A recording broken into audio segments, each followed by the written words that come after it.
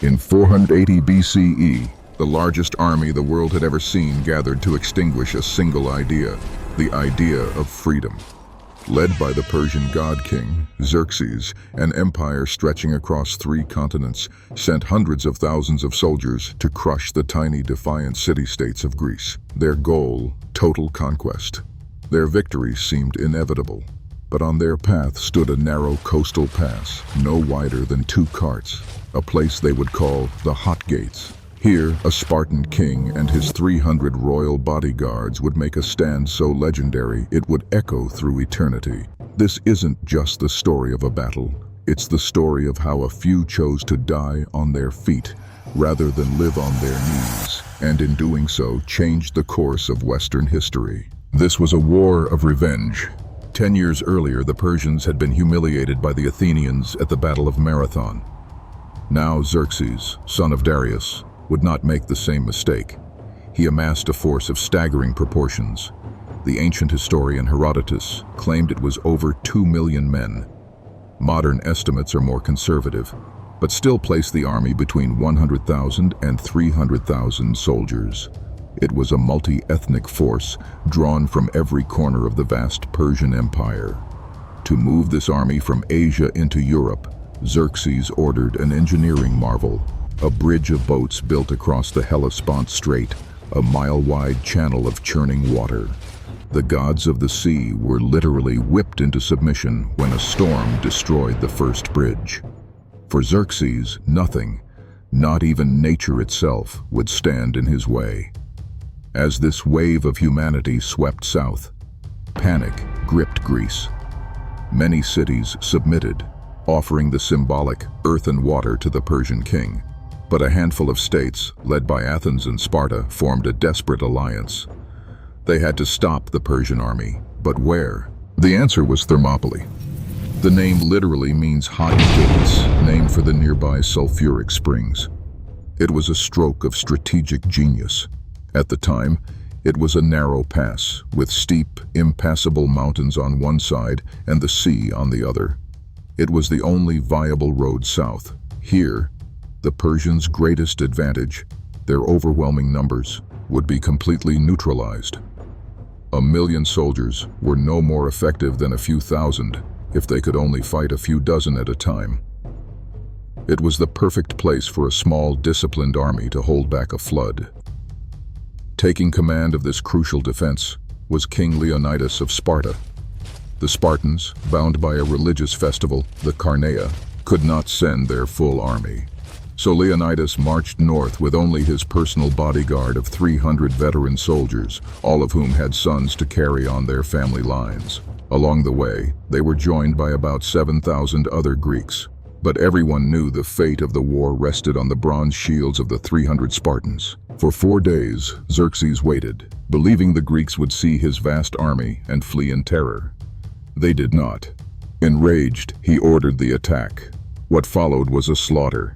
The Persians, lightly armored and armed with short spears and wicker shields, charged into a meat grinder.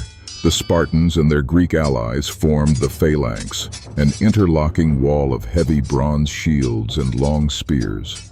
They were a single, unified killing machine. The Persians crashed against this wall and broke. Wave after wave were sent in, only to be cut down, their bodies forming a ramp for their own comrades to climb over. On the second day, Xerxes sent in his elite, the 10,000 soldiers known as the Immortals. He believed they would succeed where others had failed. They too were decimated. The Spartans, masters of war, even feigned retreats, luring the Persians into a disorganized chase, only to turn and destroy them.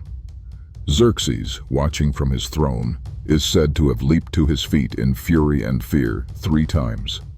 His massive army was being held, humiliated, by a handful of men. It seemed the Hot Gates could be held forever. But every great wall has a crack. The crack in the Greek defense was a man named Ephialtes. A local Greek, motivated by the promise of immense reward, he went to Xerxes and told him of a secret mountain path, a shepherd's trail that went around the Hot Gates and would allow the Persians to attack the Greeks from behind. This was the Anopeia path. Under the cover of darkness, Xerxes dispatched his immortals, led by Ephialtes, up the mountain trail. The path was guarded by 1,000 Phocian Greeks who were caught by complete surprise. Overwhelmed and terrified, they abandoned their post and fled, leaving the path to the rear of the Greek army wide open. As dawn broke on the third day, scouts brought Leonidas the catastrophic news. He was surrounded. The position was lost. There would be no escape. Leonidas's choice was clear. A retreat would turn into a rout, and the entire Greek army would be destroyed. He made a decision that would define heroism for the next 2,500 years. He ordered the vast majority of the Greek army to retreat and save themselves to fight another day. He, his 300 Spartans, 700 Thespians who volunteered to stay, and 400 Thebans he kept as hostages, would remain. They would hold the pass and fight to the last man, buying precious time for the rest of Greece. They were no longer fighting for victory. They were fighting for a legacy. Knowing they were going to die, they advanced from the narrowest part of the pass into a more open area, determined to kill as many Persians as possible. Their spears shattered, they fought with their short swords. When their swords broke, they fought with their bare hands and teeth.